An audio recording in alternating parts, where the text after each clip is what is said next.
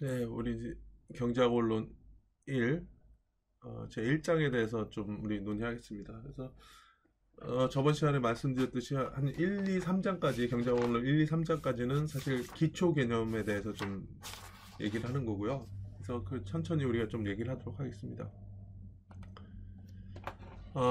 이 1장에서는 경제학의 범위, 그 다음에 뭐 세 가지 원칙 이렇게 되는데 밑에 있는 것처럼 뭐 최적화, 균형, 경험론 막 이거에서 좀 얘기를 하는데요. 뭐 1, 2, 3원칙 이게 정답이 있는 게 아니라요. 뭐 맨큐가 만든 책에도 보면은 경제학의 10대 원칙 막 이렇게 있는데 10대 원칙이라는 거 뭐 그걸 절대적으로 외울 필요는 없고요. 그냥 이 개념이 무엇인가에 대해서 여러분들이 이해를 하시면 될 것 같습니다. 그래서 뭐 보셨지만은 뭐 최적화라든지 균형이라든지 그런 거는 저번 시간에도 아주 개략적으로 말씀드린 적이 있었는데요.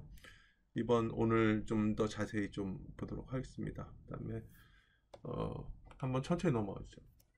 핵심 개념으로 보면은 경제학은 사람들의 선택에 대한 학문이다. 자, 선택에 대한 학문이라는 건 뭐냐면은 뭐든지 무한하게 있고 그렇다면 굳이 선택을 할 필요 없죠. 근데 뭐냐면은 어떤 제한성이 있기 때문에 제한적인 상황이 있기 때문에 어떤 제한적인 상황에서 최적을 선택하는 거 이것이 경제학이라고 할 수 있죠. 그래서 여러분들 같은 경우도 하루에 24시간 있는데 여러분이 정말 얼마나 여러분 만족도로 따졌을 때 얼마나 최적으로 이렇게 할 수 있느냐 이걸 선택하는 게 좀 고민이 되죠. 무조건 다 공부할 수도 있고 무조건 놀 수도 있고 무조건 잘 수도 있고 이렇게 하는데 이 적절하게 최적을 선택하는 것이 어떻게 보면 경제학이랑 또 관련돼 있다고 할 수 있겠죠.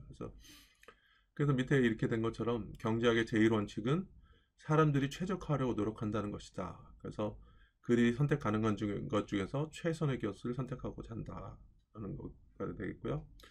경제학의 제2원칙은 경제 체계는 균형 상태에 있는 경우가 많다는 것이다. 그래서 보면은 균형이라는 것은 누구도 자신의 행동을 바꿔서 편익을 얻을 수 없는 상태를 의미한다는 얘기죠. 경제학의 제3원칙은 자료를 활용하여 분석하는 경험론입니다. 그래서 그 경험론을 영어로 얘기하면 엠피리시즘이라고 얘기하거든요. 이거 쓰면은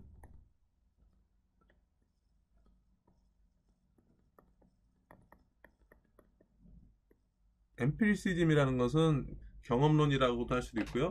실증주의라고도 할 수 있죠. 엠피리칼 이렇게 하면 실증이라는 건 뭐냐면은 데이터로 증명이 되는 거죠. 그래서 경제학자들은 이론을 검증하고 실제 세상에서의 인과관계를 규명하기 위해서 자료를 활용한다. 그러니까 실증론, 경험론이라는 것은 자료를 통해서 그거를 검증하는 거죠. 네, 그걸 얘기하는 거죠.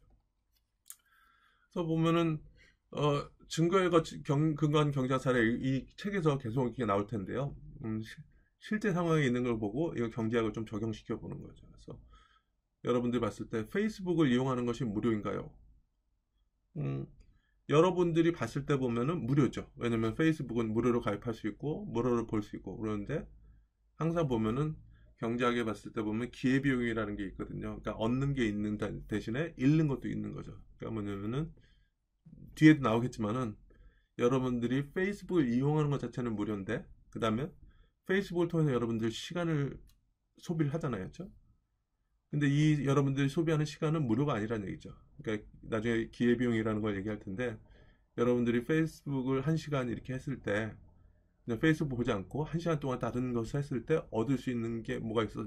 일을 한다 그러면 또 얻을 수 있는 게 있잖아요. 그렇게 따져본다 그러면은 기회비용을 생각해 본다 그러면은 꼭 무료가 아닐 수도 있다. 그렇죠?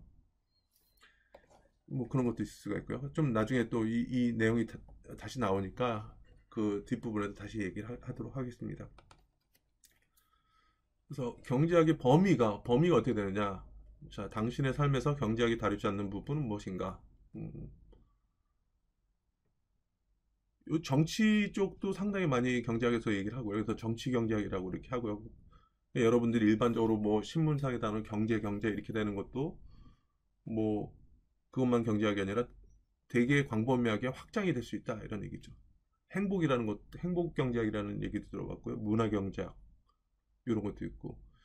자, 근데 뭐냐면은 뭐 미리 말씀드리면은 경제학이라고 했었을 때 보면은 경제학적인 모형을 이용해서 모델을 사용해서 분석할 수 있는 거라 그러면 다 경제학이라고 할 수 있죠. 최적화를 위해서 저번 시간에도 좀 보였지만은 어떤 예산 제약이 있고 그다음에 무엇을 극대화시키고자 한다 그러면은 모델이라는 것은 뭐냐면은 비용이 무엇인지 그다음에 맞는 얻을 수 있는 것이 무엇인가 이렇게 있는데요. 그거를 통일시키는 게 중요하죠.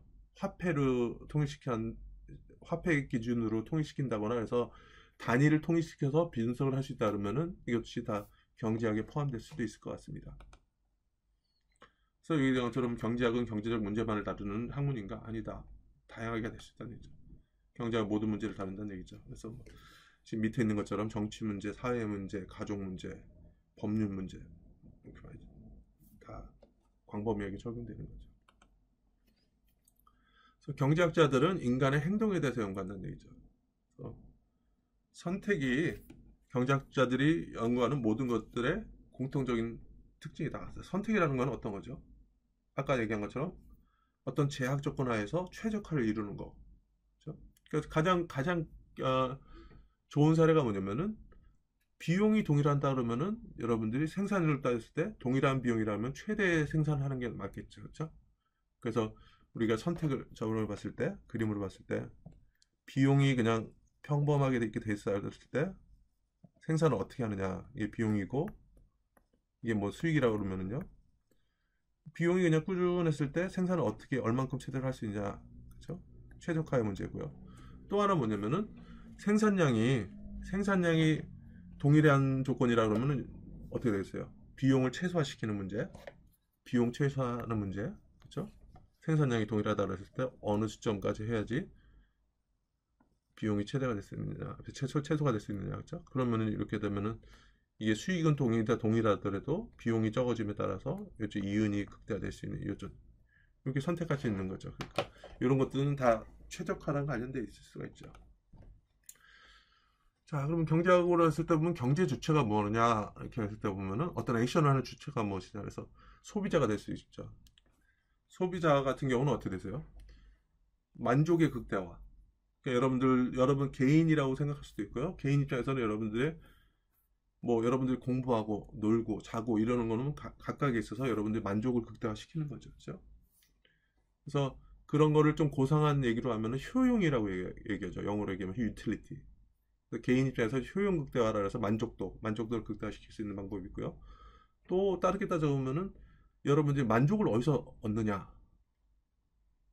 소비라는 걸 기준으로 하거든요. 그러면 여러분들이 소비를 많이 할수록 여러분들이 극대화할 수 있는 거죠. 근데 뭐냐면 소비라는 것도 어떤 걸 소비하느냐에 따라서 여러분들이 만족하는 정도가 다를 수 있는 거죠. 왜냐면은 다양한 제품이 있는데 다양한 제품별로도 가격이 상이하고 그다음에 여러분들이 제품에 대한 선호도 다 달라질 수 있는 거죠. 예를 들어서 음료수를 선택하는 데 있어서 여러분들 커피 마시는 학생들도 있을 테고 아니면은 탄산음료를 선호하는 사람도 있을 수 있고 그러니까 각각의 재화에 대해서 만족도도 다른 상황이고 그 재화에 대해 있어서 가격도 다르고 다양하게 근데 하나만 선택해서는 최대 만족을 못하기 때문에 여러 가지 다양한 조합을 선택하는데 얼마나 주어진 예산 내에서 최선을 다하느냐 이런 거는 또 소비자 문제로 될 수도 있고요. 그 다음에 기업 문제는 방금 전에 말씀드린 것처럼 기업에 있어서는 이윤을 극대화시키는 건데요. 이윤 극대화를 하는 방법은 아까 봤듯이 두 가지가 있을 수가 있다는 얘기죠. 동일한 비용이면은 생산을 극대화시키는 방법, 그렇죠? 또는 동일한 생산량이라면은 비용을 최소화시키는 방법. 이런 식으로 해서 최적화를 하려고 있겠죠. 그래서 그 다음에 부모의 입장에서 어떤 만족도를 할 수 있고 정치인 같은 경우도 뭐냐면은 정치인 같은 경우는 자기가 당선이 됨으로써 그 개인의 만족도도 있을 수 있지만은 그와 동시에 어떤 유권자들에게 어떤 표를 받기 위한 어떤 행동 같은 거 이런 것도 모델에 넣어가지고 최적화를 하는 어떤 그런 것들 그런 분야를 정치 경제학이라고 하는데요. 그래서 이렇게 해서 그 어떤 선택을 할 수 있는 주체가 되는 집단이나 개인 같은 경우는 경제 주체라고 얘기를 하는 거죠. 자, 그래서 여기 보면은 어떤 것이 희소한 것이라면 그것은 무엇을 의미하느냐. 자, 희소의 반대말이 뭘까요? 풍부한 거죠, 그렇죠? 그러니까 희소한 거라는 거는 풍부하지 못하다는 얘기죠. 그러니까 우리가 원하는 것보다는 적게 있다. 이런 것이 좀 희소한 거가 되겠죠, 그렇죠? 그래서 희소한 자원이란 사람들이 원하는 것으로서 사람들이 원하는 수량이 실제 이용할 수 있는 것보다 더 많은 경우를 의미하는 거죠. 그래서 희소성이란 이용 가능 자원이 제한적이라는 사실만을 말하는 것이 아니다. 희소성이라는 우리 이용 가능한 자원의 크기보다 우리 욕망이 더 큰 경우를 말한다. 이렇게 얘기를 할 수도 있고요. 그래서 보면은 그걸 종합해서 경제학이라는 걸 좀 정의를 하면 이렇게 되는 거죠. 그래서 경제학은 경제 주체들이, 그러니까 주체가 다양한 주체가 있겠죠. 희소한 자원 속에서 어떻게 선택을 하며 그러한 선택이 어떻게 사회에 영향을 미치는지를 연구하는 분야다. 이렇게 좀 정의가 될 수 있겠네요. 자, 요거 한번 봅시다. 각 개인은 사탕 몇 개를 가져가야 했는가, 요거에 대해서 좀 논의를 하죠. 경제학 수업에 50명의 학생이 있고 교수가 50개의 사탕을 가지고 왔다고 하자. 그래서 학생들은 사탕을 한 개씩 가져가야 했는가? 딱 얼핏 보면은 50명의 학생이 있고 사탕 50개니까 딱 한 명씩 가져갈 수도 있는 거죠. 근데 더 좋은 분배 방법은 없는가? 그래서 어떤 학생이 당뇨병이 있다. 당뇨병이 있는 사람들은 좀 단 거를 먹으면 안 되거든요. 그래서 어떤 학생이 당뇨병이 있든가 사탕을 좋아하지 않았다면은 꼭 그 사람한테는 안 줘도 되는 거죠. 그렇죠? 어떤 학생은 기분이 너무 우울해서 사탕을 좀 많이 먹고 싶다. 이렇게 하면은 이 사람한테 2개를 줄 수도 있고요.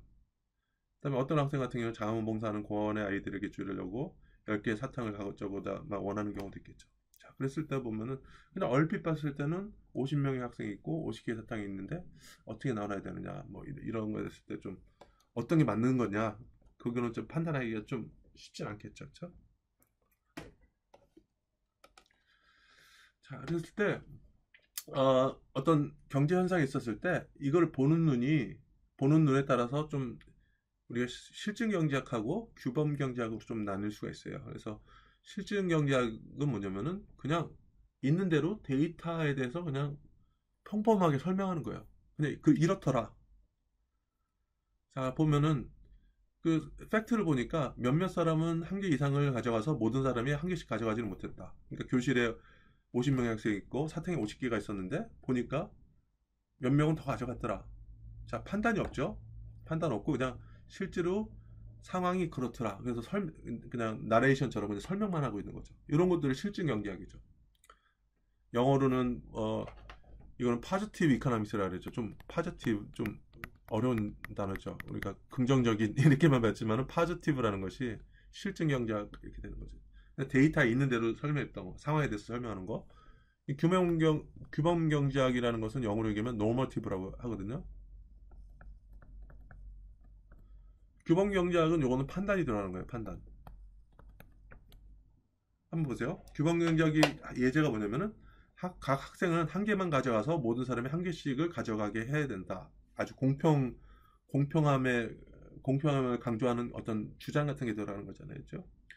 그래서 규범 경제학이라는 것은 판단이 들어가는 거고 실증 경제학이라는 건 그냥 이게 이렇더라. 그래서 현상만을 설명하는 거죠. 좀 차이가 있죠. 그렇죠?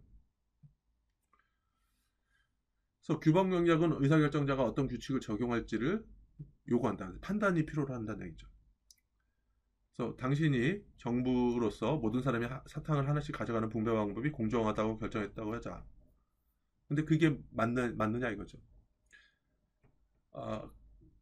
밑에 본 것처럼 그러나 다른 분배 방법도 정부의 분배 방법 이상으로 더 좋은 분배 방법일 수 있다는 얘기죠. 그러니까 똑같이 n분의 1로 나눠 가지고 것보다는 좀 필요에 따라서 또는 필요하지 않는 사람은 굳이 보내줄 필요 없고 정말 필요한 사람한테 좀 더 줄 수 있는 방안, 그러니까 공평하지 않더라도 그렇게 분배하는 방법도 또 다른 대안이 될 수 있는 거죠. 그렇죠? 이 경제학이라는 것이 참 규범 경제학으로 보면은 참 경제학이라는 것이 좀 어떻게 보면 좀 더 유연하다고 할 수 있을까요? 그 농담으로 좀 얘기하면은 법대 교수님이 논쟁이 붙으면요 싸움이 난대요. 왜냐면 법학이라든지 이런 거 같은 경우는 소송 같은 게 있기 때문에 무조건 이겨야 되는 거죠. 그래서 한쪽이 이겨야 되는 거죠. 근데 경제학 같은 경우는 이럴 수도 있고 저럴 수도 있는 거죠. 그래서 나중에 이제 2학기에 거시경제학 쪽 가보면요. 거시경제학 쪽에서는 케인즈학파라고 나중에 좀 얘기를 할 텐데 케인즈학파하고 통화론자하고 계속 수십 년 이상을 계속 싸우고 있어요. 싸우면서 서로 보완이 되면서 인정할 거 인정하면서 서로 좀 보완이 되도록 이렇게 좀 약간 비슷해지는 경향이 있는 거죠. 그렇죠?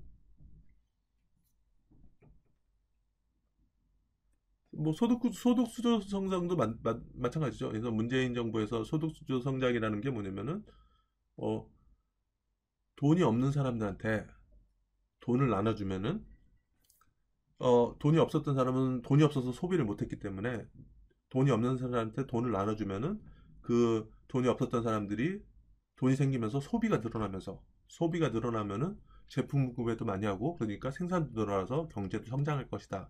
이런 게 소득주도 성장이거든요. 그런데 보면은 이것도 약간 보면 그러니까 어, 소득주도 성장에서 저소득층에 돈을 많이 나눠줘야 된다. 이렇게 하면은 판단이 들어가기 때문에 규범 경제학이 되는 거죠. 그런데 보면은 그거에 대한 반론도 있는 거죠. 소득 저소득층에다가 소득을 나눠주는데 그러면 그 돈을 나눠주는 돈의 재원이 어떻게 되느냐? 기업들에게 돈을 더 많이 걷고 그래서 나눠주게 된다면 기업들 같은 경우는 돈이 줄어드니까 투자가 안 되니까 또 생산을 못 하게 되니까 오히려 경제가 안 좋은 영향을 미치지 않는 거냐? 그러니까 사실은 소득주도 성장이라는 것은 말이 안 되는 것이다. 이렇게 반대로 반론을 하는 것도 있죠. 그래서 경제학이라는 것은 사실 한쪽 면만 얘기하진 않아요. 그러니까 이렇게 A라고 주장하는 사람도 있고 B라고 주장하는 사람도 있고 그러죠. 그러면은 여러분들 입장이라면 나중에 되면 어떻게 하는 게 맞을까요? 아까 우리 앞에서 얘기한 것처럼 경험론이라 해서 이게 맞다 이렇게 주장하는 것보다는 나중에 보면은 데이터로 실증 경제학, 경험론 이렇게 한 것처럼 데이터로 분석을 해서 데이터로 분석해 보니까 이렇더라. 좀 얘기해 보면은 조금 더 명확해질 수 있겠죠. 그렇죠? 다시 한번 얘기하면 규범 경제학은 판단이 들어가기 때문에 항상 반론이 있을 수가 있는 거죠. 그랬을 때 사실 이거를 좀 어느 정도 좀 잠재울 수 있는 것들은 뭐냐면은 데이터로 실증 분석을 해서 이렇더라. 좀 더 얘기해주면 좀 더 명확해질 수 있죠. 그러니까 규범 경제학은 누구나 주장할 수 있어요. 왜냐면 판단이 들어가는 거는 누구나 판단할 수 있지만은 근데 그 판단에 있어서는 근거를 제시해야 되는 거죠. 그다음 근데 상충되는 근거가 있을 경우에는 그거에 대한 어떤 자료로 명확해 주는 그런 방법이 중요하다고 생각할 수 있겠습니다. 자, 그러면은 이제 분야로 따졌을 때 보면은 경제학은 크게 이제 미시경제학, 거시경제학 두 개로 나눌 수 있는 거죠. 그래서 우리 경제학 원론 1시간은 미시경제학 쪽에서 하는데 그러니까 미시경제학은 어떻게 되냐? 가계, 기업, 정부에 대한 연구다. 개별 주체에 대한 얘기고요. 거시경제학이라는 것은 경제 전체에 대한 연구. 좀 그러면은 아까 미시경제학에 보면 정부도 있고 그러는데 거시경제학은 경제 전체라고 하면 정부랑도 관련돼 있지 않느냐? 이렇게 보면 좀 약간 헷갈리죠. 그렇죠? 근데 쉽게 얘기하면요. 미시경제학에서는 가계 같은 건 뭐예요? 개인 입장에서는 개인의 최적화죠. 기업 입장에서 뭐예요? 이윤 최적화, 막 이렇게 해서 이윤 극대화 또는 비용 최소화 이렇게 하는 식으로 개인에 있어서 기업 하나 개인의 어떤 최적화 그런 문제가 있는 거죠. 정부 같은 경우는 이제 시장에 개입했을 때 조세 같은 거 미시경제학에서는 조세가 어떤 뭐 나중에 보면 알겠지만 뭐 시장에 어떤 영향을 미치느냐 요런 범위까지는 미시경제학의 범위라고 얘기하고요. 거시경제학이라는 것은 여기서 강조해야 되는 건 전체라는 것은 다 합치는 거예요. 자, 다 합치는 방법도 있고요. 그러니까 합으로 전체를 합치는 방법이 있고 또 하나 방법은 평균을 내는 방법도 있죠. 자, 어떤 게 합이 될까요? 보면은 거시경제에서 제일 중요하게 생각하는 두 개의 변수가 있는데요. 이거는 뭐냐면은 경제성장이에요. 자, 경제성장이라는 것은 나중에 보면은 그 국가의 부를 측정하는 거거든요. GDP라고 해서 국내 총생산, GDP 같은 건데, 자, 그 국내 총생산을 되게 어렵게 생각하지 마시고요. 자, 우리 학교에 지금 A라는 학생이 있는데, A라는 학생이 1년 동안 딱 벌어들인 돈을 있어요. B라는 학생이 또 1년 동안 벌어들인 게 있죠. 자, 그러면 우리나라 국민 전체에서 국내에서 다 벌어들인 돈을 다 합치면은 그것이 GDP가 되는 거죠. 그래서 전체를 만드는 방법은 GDP와 같이 그래서 개별의 합을 구하면은 전체가 나올 수 있죠. 그게 더 유용해요. 그러니까 그런 걸 GDP로 해서 GDP가 얼마나 변했는지에 따라서 경제 성장률이 얼마나 몇 퍼센트 올랐는지 이렇게 할 수 있는 거고요. 어떤 때 평균할까요? 거시경제학에서 물가 같은 거. 물가라는 것은 뭐냐면은 개별 가격들을 가중 평균한 거예요. 자, 자세히 보면은 세상에 우리나라만 하더라도 재화와 서비스만 해도 되게 많겠죠. 다양한 재화 서비스가 있고 각각의 재화 서비스에 있어서 가격이 있죠. 그렇죠? 다양한 가격이 있죠. 근데 물가라는 건 뭐냐면은 그 다양한 가격들을 가중 평균해서 하나의 지수를 만든 거거든요. 그렇죠. 물가 같은 거는 다 합쳐버리면은 물가학에서는 평균하는 게 있겠다. 합을 건 좀 말이 넌센스가 되는 거고. 그러니까 그런 때는 평균을 하는 게 있고요. 그러면 그러니까 거시경제라는 건 다 합쳤다 생각하면 돼요. 나라 전체, 나라 단위로. 그러면 또 거시경제에서 또 관심사가 요즘 뭐가 있을게요? 실업이라는 게 있겠죠. 실업, 고용, 그렇죠? 그 다음에 여기서도 GDP, 그러니까 국내 총생산 이런 게 있을 수가 있고, 그 다음에 물가 같은 거, 뭐 다양하게 그래서 국가 전체적으로 다 합쳐서 이렇게 분석하는 변수들이 이렇게 있고 이런 것들을 거시경제학에서 우리가 좀 얘기를 하겠죠. 거시경제학에서 좀 더 추가될 수 있는 게 대부분과 연결되는 환율이라든지 무역이라든지 이런 것도 거시경제학에서 하는 거죠. 요거는 2학기에 하고 또 한 학년 올라가서는 거시경제학이라는 과목에서 또는 이제 좀 더 추가하면은 뭐 화폐경제학이라든지 뭐 국제경제라든지 이런 거는 거시경제학에서 파생되는 세부 분야이기 때문에 거기서 좀 더 깊이 할 수 있겠죠.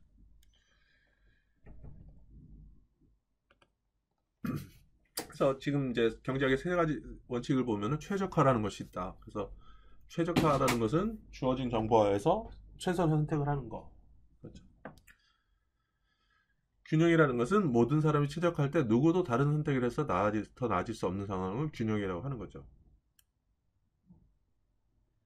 다시 말하면은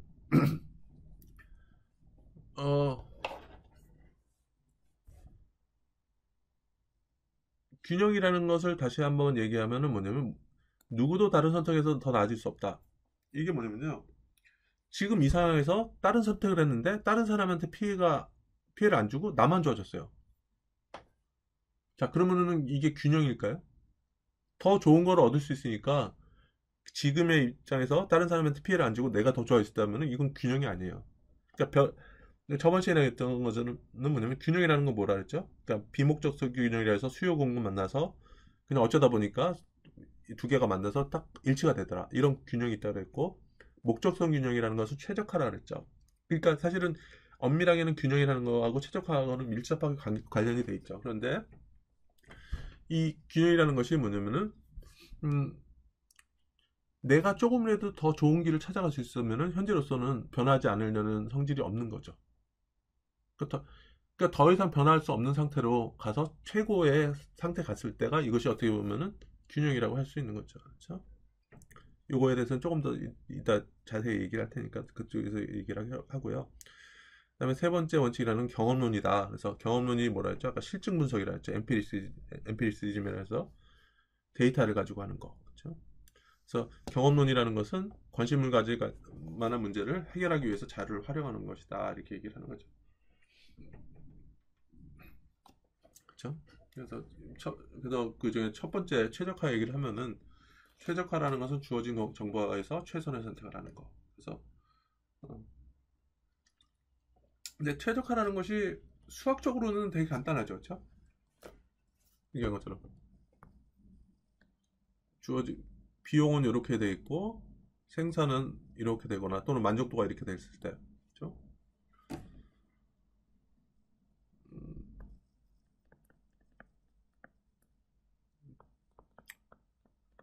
여러분들 한번 볼까요? 이거 QP.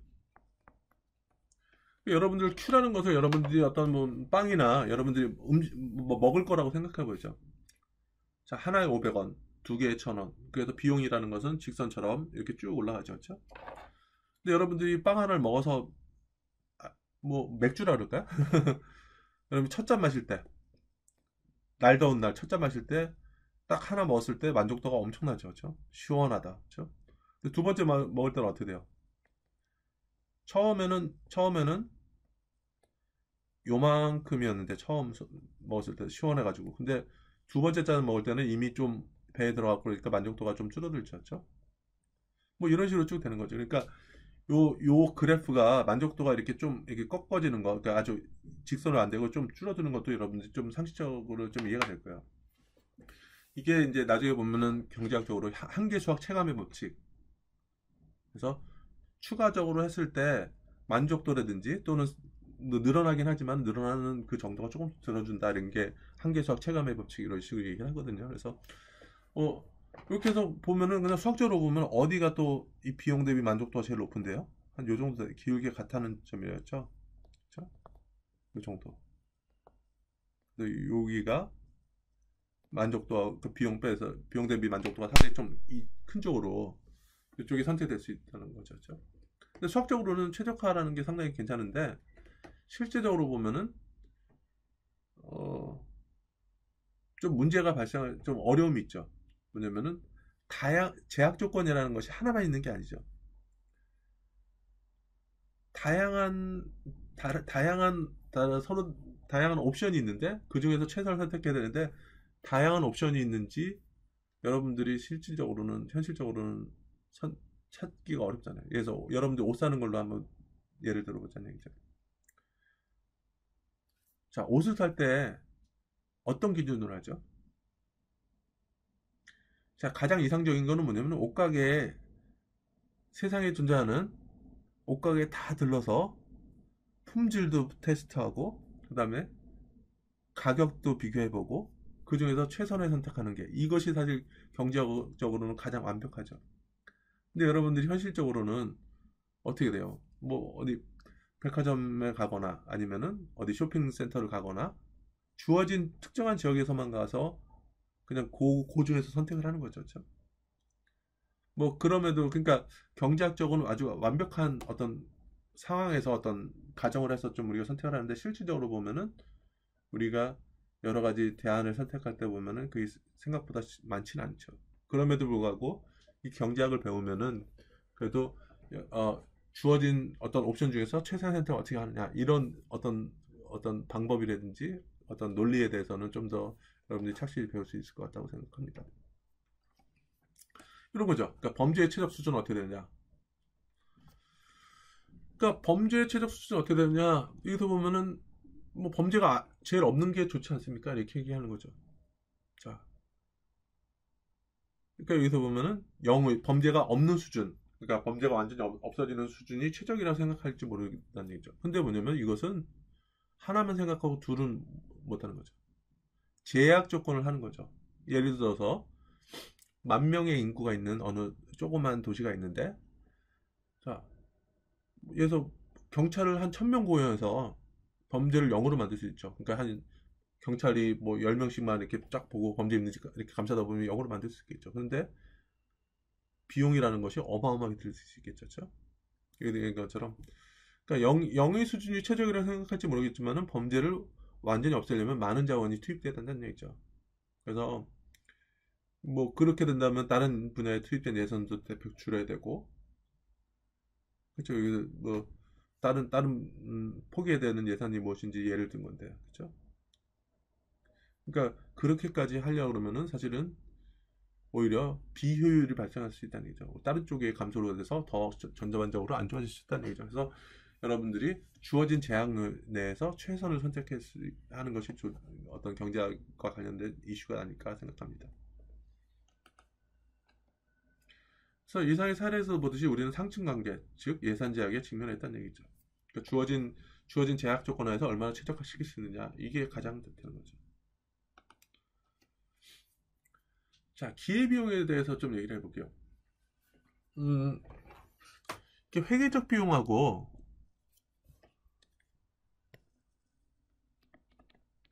회계적 이익하고 경제적 이익이라는 게 있거든요. 회계적 이익이라는 것은 그냥 이것도 매출이죠. 매출이라는 게 뭐냐면 그냥 P라는 가격에서 수량이 있고 그러니까 판 수량에다가 가격 곱하면 매출이 되겠죠. 그래서 그냥 여기서 비용을 뺀 거죠. 그냥 이거는 명시적 비용이 되는 거지. 명시적 비용. 실제 발생한 거. 경제적 이익이라는 것은 회계적 이익에다가 기회비용을 빼는 거, 추가적으로 빼는 거죠. 자, 이런 예를 한번 들어볼게요.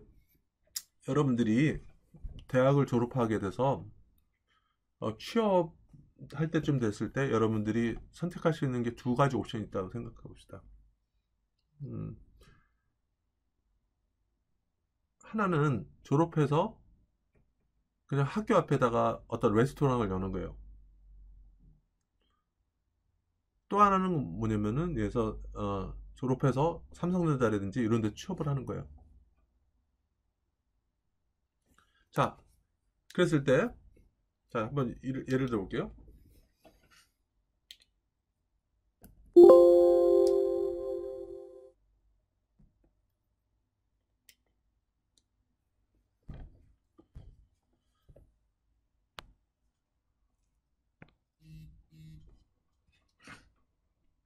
자, 여러분들이 그 졸업해서 학교 앞에 레스토랑을 연다고 개업한다고 한번 볼게요. 있을 때 보면은 예측되는 게 이윤이라는 것이 매출에서 비용을 뺀 거잖아요. 그죠?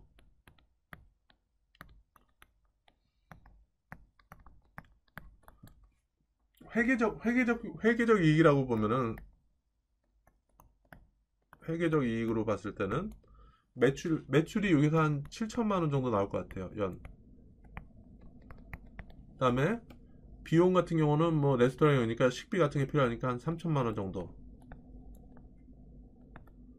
자, 그랬을 때 보면은 그러면 여기서는 회계적 이윤은 얼마 되죠? 4천만 원이 되죠.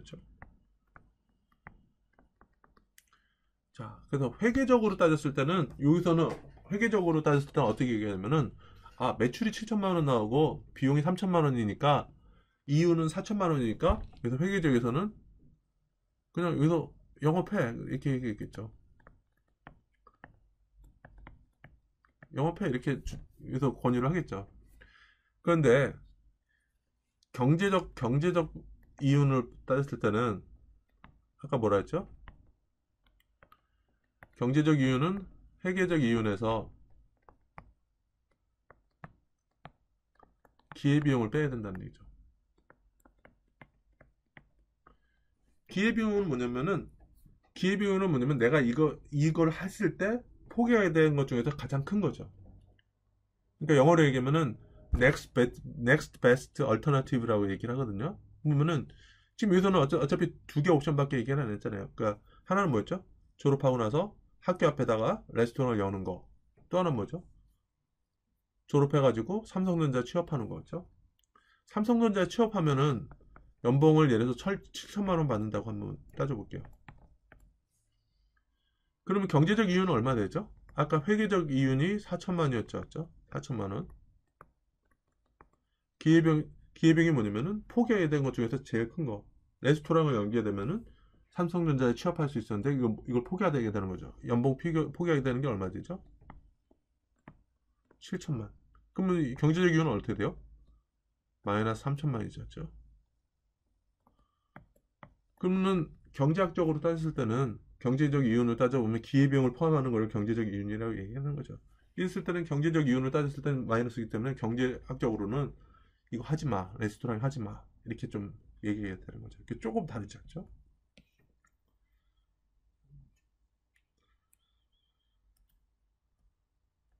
그래서 보면은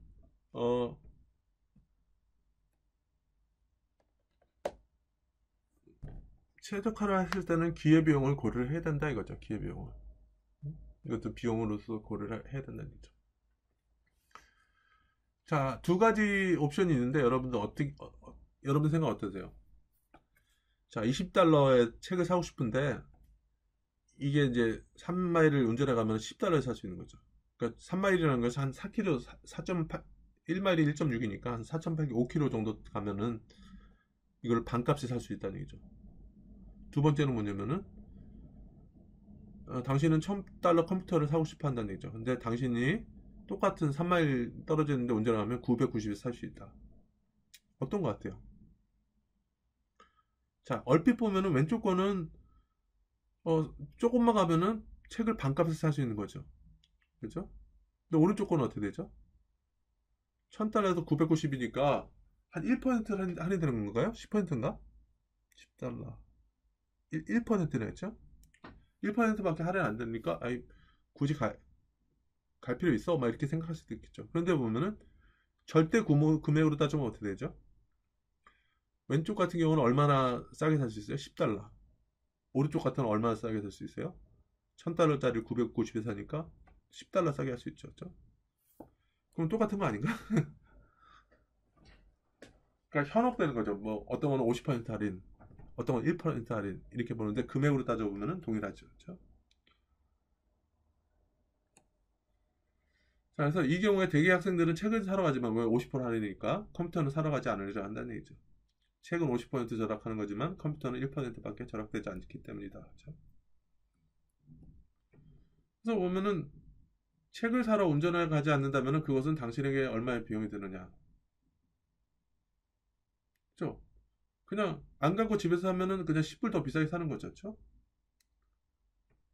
그럼 컴퓨터를 사러 멀리 가지 않는다면 이거 당신의 추가적인 비용이 얼마 드느냐?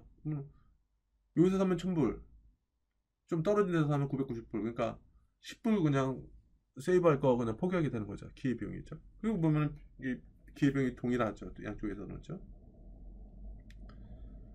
그래서 이렇게 바꿔보면은 책을 사러 가지 않는 것의 기회비용과 책을 사러 가지 않는 것의 컴퓨터를 사러 가지 않는 것의 기회비용은 같다는 얘기죠. 그럼 어떻게 할 거냐? 왼쪽만 하고 오른쪽은 안 할 것이냐? 경제학적으로는 동일하다 이렇게 할 수 있죠. 선택은 동일하게 해야 된다.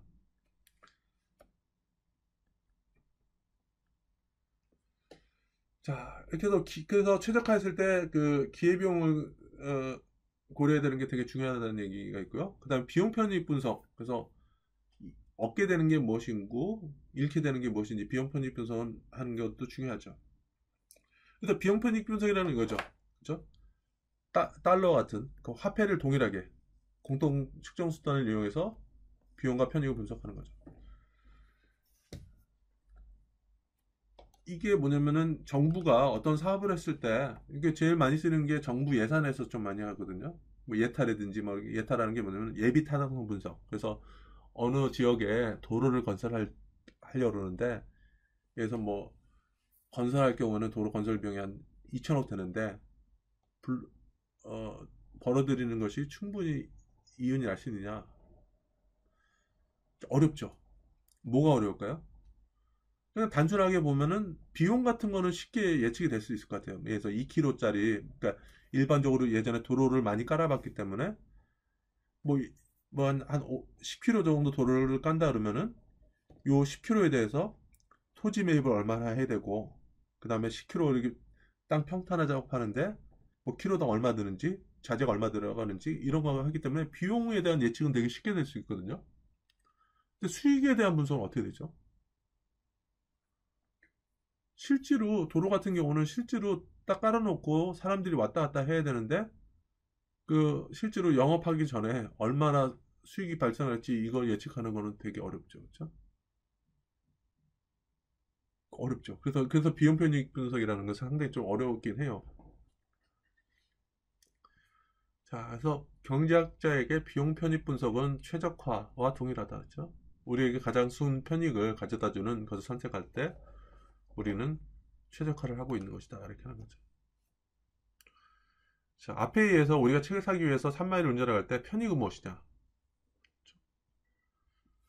자, 아까 했을 때 다시 한번 하면은 뭐였죠? 3km 떨어진데 책을 여기서 직접 책을 사려면은 20불인데 3마일 떨어진 데 가면 10불이라 얘기죠. 그렇죠? 그러면은 3마일 떨어진 데 가면은 우리가 추가적으로 얻는 이익은 뭐죠? 10불 싸게 할 수 있으니까 추가적인 이익은 10불이죠. 근데 비용은 뭐가 될까요? 자, 명시적 비용은 뭘까요? 자, 그러니까 3마일 떨어진데 운전해 갈 수도 있고 버스 타고 갈 수도 있고 그죠? 그러면 명시적 비용은 뭐죠? 교통비. 기회비용은 뭘까요? 아까는 뭐 그러니까 안 갈 때 뭐 이렇게 서로 반대변을 했지만은 또 다른 비용이 뭐가 있을까요? 내가 그 시간 동안에 예서 한 5km 이렇게 책 사러 갈 때 자기 발품을 팔고 시간을 팔아야 되잖아요. 그죠? 그 시간에 대한 어떤 비용도 들어갈 수 있겠죠. 그죠? 그러면 여기서 질문은 뭐냐면은 어떤 경우에 우리는 책을 사기 위해서 운전하러 갈 것이냐. 그래서 이런 다양한 비용들을 충분히 커버하고도 남을 만큼의 혜택이 있다고 생각되면 갈 수 있는 거죠. 컴퓨터도 마찬가지죠. 그죠?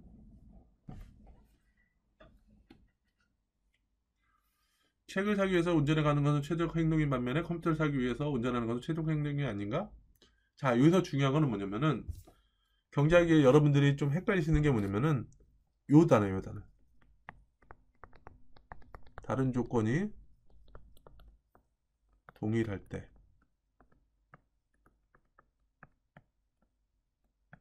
다른 조건이 그러니까 왜냐면은 사실 컴퓨터하고 책하고는 좀 다를 수도 있어요.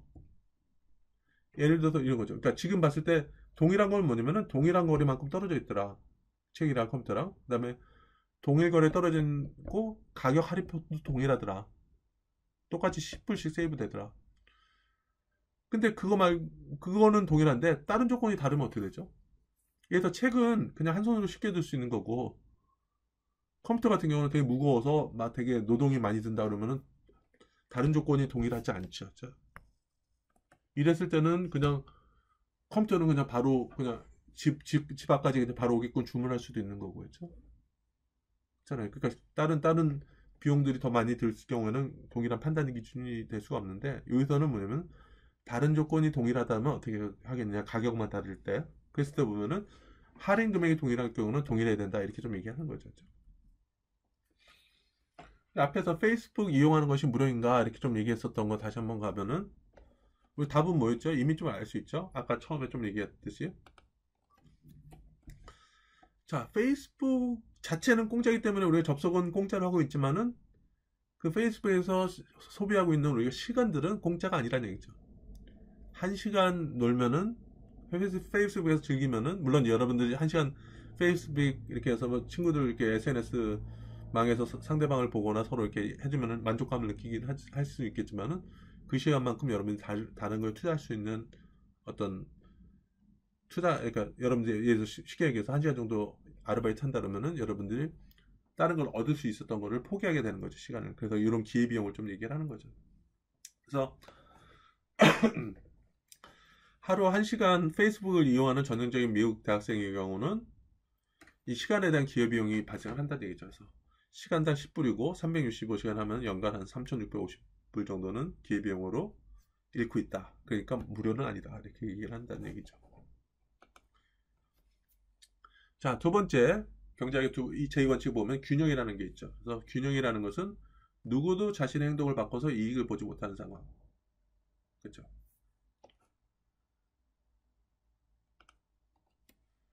자, 이런 그림도 여러분들 그림 봤었죠?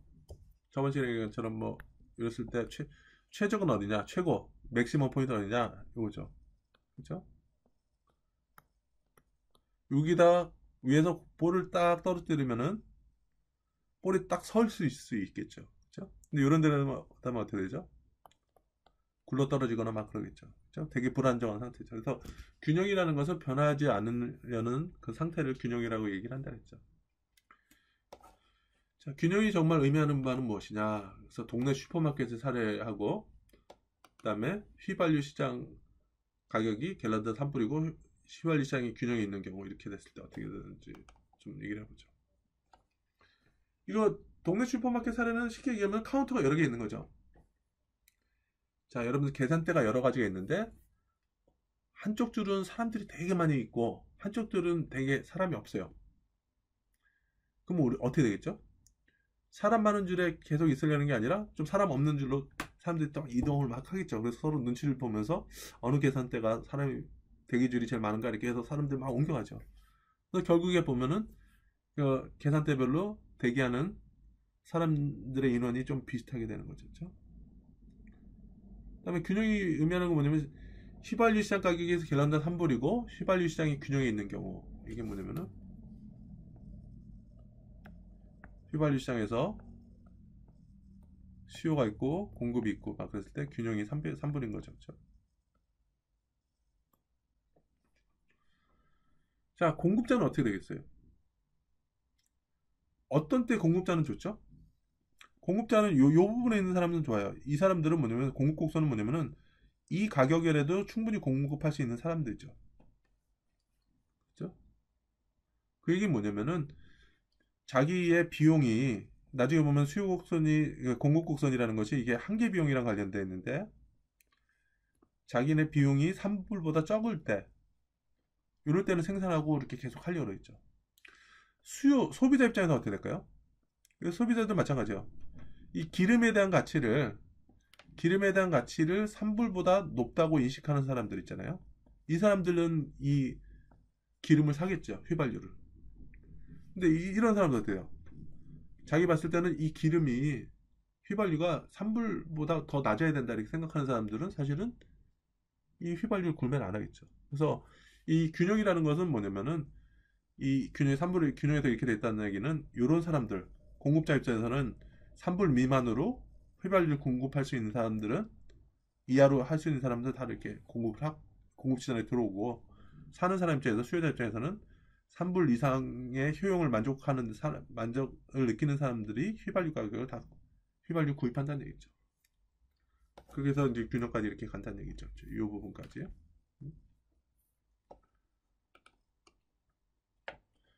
자, 무임승차자 문제는 개인이나 그룹이 비용 없이 편익을 누릴 수 있는 상황에서 존재한다는 얘기죠. 자, 한번 봅시다. 자, 이게 좀 익숙한 상황이죠. 왼쪽은 그냥 앉아서 TV 보고 있고 오른쪽은 뭐 하고 있죠? 설거지하고 막 고생을 하고 있죠. 자, 이 균형인가요? 이 균형 상태인가? 자, 왼쪽 위에 있는 남자 입장에서는 어떻게 되죠? 나 지금 현재 상황에 되게 만족해. 왼쪽에 있는 사람 입장에서는 변화하려는 유인이 없죠. 그러니까 균형이라는 게 뭐라 했죠? 변화하지 않으려는 상태. 그렇죠? 그걸 균형이라 했던. 그러니까 왼쪽 위에 있는 남자 입장에서 보면은 균형이라고 할 수 있죠. 근데 오른쪽에 있는 사람은 어떻게 되세요? 요 상황을 벗어나고 싶겠죠. 이동하고 싶겠죠. 그러니까 이 오른쪽에 설거지하는 이 사람도 자기 상황을 변화시키고 싶지 않을 거예요. 그러니까 변화시키고 싶어 하겠죠. 그러니까 이 사람은 이 주부 입장에서는 균형이 아니죠, 여기가. 그죠? 그러니까 한쪽이라도 불만이 있고 그러면 이건 균형이 될 수 없는 거죠. 그래서 균형이란 구성원들이 자신의 행동을 바꿀 유인을 갖지 않는 상황이다. 이렇게 좀 우리가 했었죠. 그래서 같이 사는 집에서 한 룸메이트가 자기가 해야 할 일을 제대로 수행하지 않는 무임승차자가 있는 상황을 교류해보자. 그래서 이는 규범적 문제이기도 하다. 이렇게 좀 했는데요. 두 가지 균형이 존재한다. 그래서 무임승차자 입장에서 균형, 그리고 그룹 전체 입장에서 균형. 그래서 아까 얘기했지만 이 사람은 그냥 아무 조건이 안 변한다면 이 사람은 변화할 요인이 없죠. 변화할 요인이 없죠. 그룹 전체적으로는 또는 이제 양측 관계에서 봤을 때는 무언가가 변화가 필요하다. 그죠? 변화가 필요하다. 이렇게 되면은 균형이 지금 현재가 균형이 아니다. 이렇게 할 수도 있는 거죠. 그래서 여기도 지금 얘기했던 거를 좀 정리하는 거죠. 이 사람 입장에서는 분명히 균형 상태에 있다. 그래서 자기는 행동을 바꿀 이유는 없다. 이렇게 되는 거죠. 근데 이 사람 입장에서는 균형이냐? 아니죠. 그래서 한쪽이 자기 역할을 다 하고 있지 않기 때문에 불만이 있고 이 상황을 고치라고 막 요구할 수도 있는 거죠. 그러면 어떻게 할 수 있을까요? 어떻게 해야지 균형을 할 수 있을까요? 자, 가장 좋은 거는 서로 간에 타협을 해서 얘기를 잘해서 자연스럽게 이렇게 옮기도록 하면 되는 거죠. 여기서 된 것처럼 그룹 구성원 간 공평한 역할 분담에 대해 정의를 해서 서로 간에 이렇게 합의를 해서 이렇게 하면 가장 좋겠죠. 그렇죠? 근데 이게 될까요? 이거 부모님, 물론 아주 역할 분담이 잘 된 부모님들은 그렇지만은 분명히 부모님들 간에 가끔 가다 이렇게 싸움 날 거예요. 저희도 마찬가지고. 이거 계속되는 갈등 문제가 되는 거죠. 그렇죠? 누군가가 해주지 않는다면, 그렇죠? 그러니까 룰을 정해서 강력한 처벌을 한다 그러면은 그 사람도 바꿀 유인이 있죠. 그래서 무임승차자가 처벌을 모면할 수 있는지 여부는 그룹의 크기에 관련이 있다. 그래서 작은 그룹에서는 누가 제 역할을 다하고 있지 않은지 쉽게 드러난다는 얘기죠. 그러니까 사실은 어떤 처벌이라든지 압력을 통해서 균형을 할 수 있도록 유도를 할 수 있는 거죠. 근데 이제 그룹이 커지고 그러면은 그쪽에서 좀 어려움이 있는 거죠.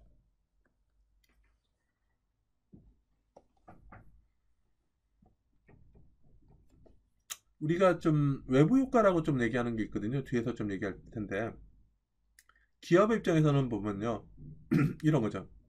이 균형인가 아닌가를 여러분들 좀 쉽게 보실 텐데, 외부 효과라는 게 뭐냐면은 자기 혼자로서 끝나는 게 아니라 다른 사람한테 어떤 효과를 나타내는 것을 외부 효과라고 얘기하는 거거든요. 그래서 외부 효과가 존재할 경우에는 정부의, 그러니까 아무것도 외부 효과가 없었을 때는 그냥 시장이 알아서 하도록 하는 게 최적인데, 외부 효과가 존재할 경우에는 정부가 개입하는 것이 오히려 더 사회적으로는 더 바람직할 수 있다, 이런 얘기가 나오거든요. 기업의 입장에서 생산할 때 오염 물질 배출하는 거 있죠. 그렇죠? 이런 것들 기업 입장에서는 뭐 오염이 돼서 다른 사람한테 피해 주든 간에 상관없이 자기 것만 만족시키다 보면은 이런 자기 그냥 오염과 상관없이 자기 최적화할 수 있죠. 근데 이것이 국가적으로 또는 시장 전체적으로 봤을 때 균형이냐 이렇게 하면 아니죠. 다른 사람이 피해를 보고 좀 바꿀 유인이 존재하는 거죠. 그렇죠? 그다음에 또 하나 어떤 이슈가 있냐면은 여러분들 무선 인터넷 많이 쓰죠. 물론 이제 캠퍼스에서도 무선 인터넷이 이렇게 깔려 있지만은 만약에 어떤 사람이 A라는 사람이 자기가 무선 인터넷을 쓰려고 라우터를 샀어요. 비밀번호는 못 걸어. 그래서 내가 라우터를 샀는데 나만 쓰려고 이게 5만 원 주고 라우터를 사가지고 와이파이를 쓰고 있는데 이게 비밀번호가 없다 보니까 다른 학생들도 그냥 거의 공짜로 혜택을 얻고 있죠. 자, 그랬을 때 어떻게 됐어요, 여러분들? 내가 투자해서 나만 이득 보면 좋은데 그냥 내가 투자해서 다른 애들도 혜택을 보니까 어떻게 되겠어요? 그럼 나 이거 안 살래. 누군가 사면은 그냥 그때 나도 그냥 공짜 쓸래. 이렇게 하다 보니까 사회적으로 플러스, 그러니까 이게 그러니까 플러스의 외부 효과라고 얘기하는데, 이랬을 때는 살려는 사람이 줄어들어요. 그런 일이 발생했을 때 보면은 이게 뭐 이렇게 가만히 왔다 갔다 하다 보면 이것도 균형이 아닐 수가 있거든요. 그래서 이런 이슈도 좀 이렇게 될 수 있고요. 그래서 하여튼 이 균형이라는 개념이라는 것이 양쪽 다 변하려는 유인이 없을 때 생기는 것을 균형이라고 얘기한다. 지금 여기서 업무 분담, 가사 분담에 있어서는 분명히 균형이 아니다, 이런 얘기를 좀 했었죠. 자, 그렇다 그러면은 무임승차자 문제를 어떻게 다뤄야 할까? 그래서 그룹 입장에서는 무엇이 공평한지를 결정해야 된다는 얘기죠. 여러분들 턴 프로젝터 같이 조를 짜서 할 때도 마찬가지죠. 무임승차자가 순응할 수 있도록 약간의 압박이 필요하다. 그러니까 프리다이딩 하면 어떤 일이 발생하고 어떤 일이 있을 수 있다. 이걸 충분히 인식을 하고 그걸 따를 수 있도록 하는 게 좀 중요하다는 얘기죠. 그래서 봤을 때 보면 여기서 중요한 거는 시장은 무엇이 공평한지 결정할 수 있는 체계를 가지고 있지 않다는 얘기죠. 그렇죠?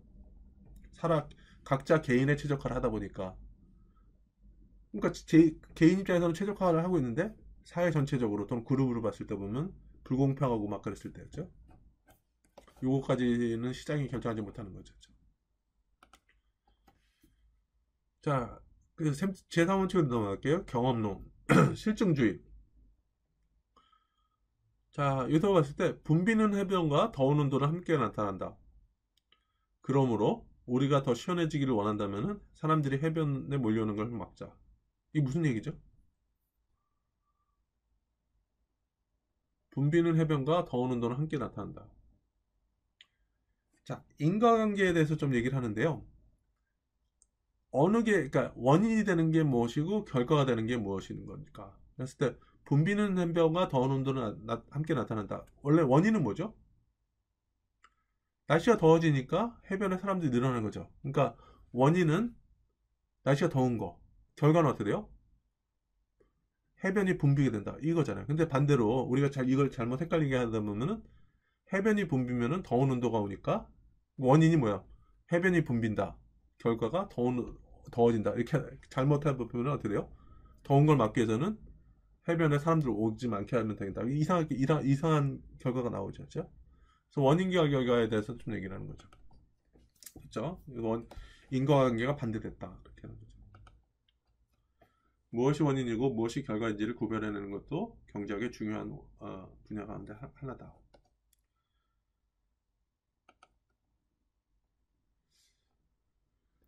여기서 저걸 한번 볼게요. 여러분들 외생적하고 내생적한 거 볼게요.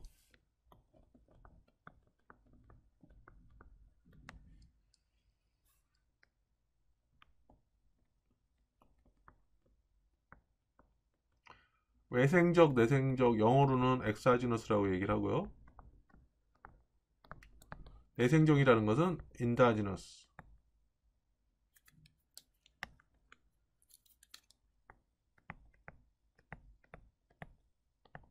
라고 얘기하는데, 내생적, 외생적으로 하면은 이게 인과관계도 좀 알 수가 있어요. 인과관계도 관련됐어요.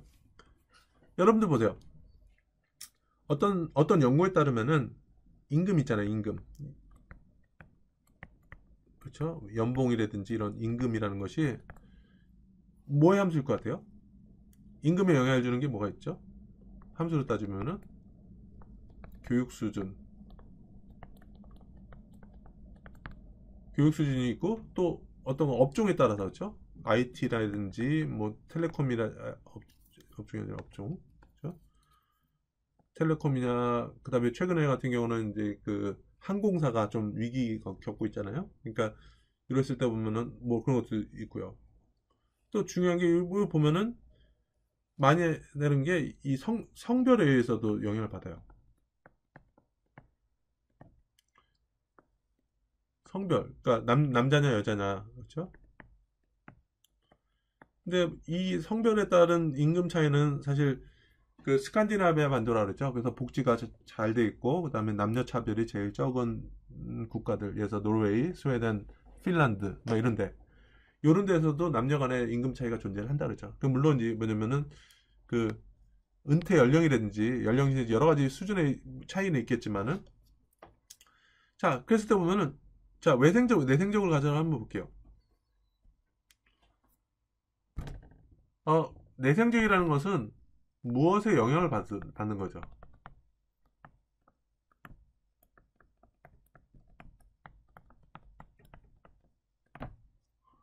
자, 임금이라는 것이 뭐에 영향을 받죠?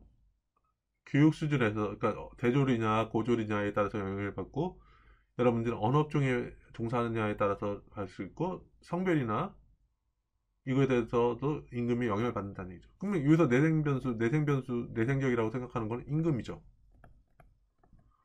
또 뭐가 있을까요? 교육이라는 것도 교육 수준이나 대졸이냐 이렇게 해서 임금에 영향을 주지만은, 교육 수준 자체가 내생 변수일까요? 아닐까요? 생각하기 나름인데 뭐 자기 능력에 따라 다르니까, 사람에 따라 다르니까 이거는 그냥 외생적이다. 다른 거 이거는 다른 외생 변수라는 것은 다른 것에 영향을 안 받는 거죠. 근데 교육 수준이 내생 변수냐 아니냐, 경제학자 사이에서도 어떤 사람은 이걸 외생적이라고 얘기를 하는 사람도 있고요, 내생적이라고 생각하는 사람도 있어요. 판단의 문제, 연구자의 판단의 문제인데, 그래서 내생적이라고 생각하는 사람은 교육 수준도 무엇에 영향을 받을 수 있다 이거죠. 예를 들면 이거죠. 뭐 집안의 분위기, 계속 공부하는 걸 중시하는 어떤 가정이라든지 이런 것 같은 경우에서 자기는 원래 대학원 가기 싫었는데 어떤 집안의 분위기 때문에 대학원을 가는 뭐 이런 게 된다 그러면은 이것도 교육 수준이 내생적이라고 할 수 있겠죠. 그렇죠? 아닐 수도 있고. 근데 성별은 어떨까요? 남녀. 이걸 외생적일까요? 내생적일까요? 자, 봤을 때 보면 분명히 성별이라는 것은 요 영향을 주죠. 임금에 영향을 주는데, 여러분 태어나기를 남자로 태어나고 여자로 태어나는데 이 태어난 거에 대해서 영향을 줄 수 있는 건 없어요. 물론 이제 여러분 부모님들이 뭐 미신적으로 해서 이걸 먹으면은 뭐 딸을 낳대더라, 아들을 낳대더라, 뭐 이런 식으로 해서 미신적으로 좀 할 수 있겠지만은 태어나는 것 자체는 다른 거에 영향을 안 받는 거잖아요. 이런 거는 좀 외생적이라고 얘기를 하는 거죠. 이런 거는 뭐 나중에 좀 거시경제학 쪽에서 또 얘기할 수도 있겠지만. 그래서 뭐 이런 것도 좀 경험을 할 수 있죠. 자, 이 과목 수강의 비용과 편익은 무엇이냐? 그렇죠. 비용이라는 것은 여러분들 학비 내죠. 그 다음에 여러분들이 뭐 여러 가지 과목 들을 수 있고, 또 동일한 과목 내에서도 다른 교수님 수업 들을 수 있었지만은 이 과목 수강했으니까 비용이라는 것은 뭐 포기하게 되는 다른 과목 이렇게 할 수도 있고, 뭐 경제활용 공부에 따라서 여러 가지 뭐 추가적인 비용이 발생을 할 수 있겠죠. 편익은 뭐죠? 졸업을 할 수 있고, 지식을 높일 수 있고, 더 높은 잠재적 소득을 얻을 수 있고요. 실제로 보면은 경제학 같은 경우도 제가 몇 달 전까지, 저번 달까지 학과장을 했었는데요. 다전공이라 해서 탁과에서 경제학을 전공하려고 다전공으로 오는 학생들 보실 때 경제학을 한 학기 1년에 한 60명 정도 돼요. 그래서 경제학을 배운다는 것이 비단 경제학과뿐만 아니라 다른 과에서도 유용하고, 그 다음에 졸업하고 나서 어떻게 취업을 한다 그랬을 때 시험 같은 거 볼 때 경제학 시험도 꽤 많이 나오거든요. 그래서 이 경제학을 배움으로 해서 좀 본인에게 플러스 될 수 있는 거죠. 뭐 이런 편이 있겠죠. 그래서 여러 가지 이게 따져볼 수가 있겠죠.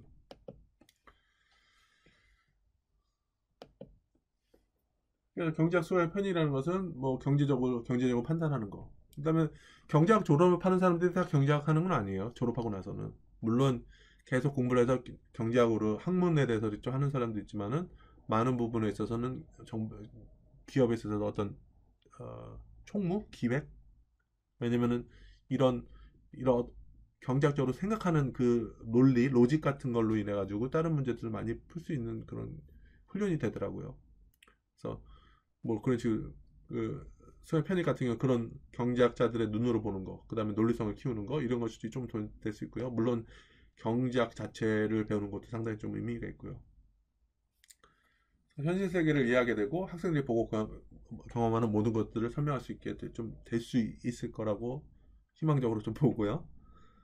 그다음에 왜냐면은 경제학이나 통계학이나 분명히 좀 알고자 하는 거는 뻔해요. 현상을 아는 거죠. 지금 그러니까 우리가 뭘 하더라도 지금 무슨 일이 있었는가? 그냥 이거는 데이터를 하는 거죠. 그래서 지금 코로나 사태 발견해서 지금 많이 확진자가 해서 지금 2주 동안은 지금 온라인 강의를 하고 있는데, 그래서 경제가 안 좋아졌더라. 자, 그래서 데이터 보면 좀 있으면 나올 거죠. 그러면 얼마나 현상을 알 수 있고요. 그 다음에 관계라는 게 좀 나와요. 관계 분석이 가능하죠. 그래서 경제 안 좋아지고 말았는데 정부가 추가 경정 예산을 했다더라. 그럼 추가 경정 뭐 10조, 40조 얘기를 하는데 그 경정 예산을 했더니 경제 어느 정도 부양됐는지 그걸 관계를 볼 수 있는 거죠. 그러니까 A가 어떤 B에 영향을 미쳤는지 이렇게 보는 거고요. 그 다음에 예측이라는 거. 모든 통계는 그래요.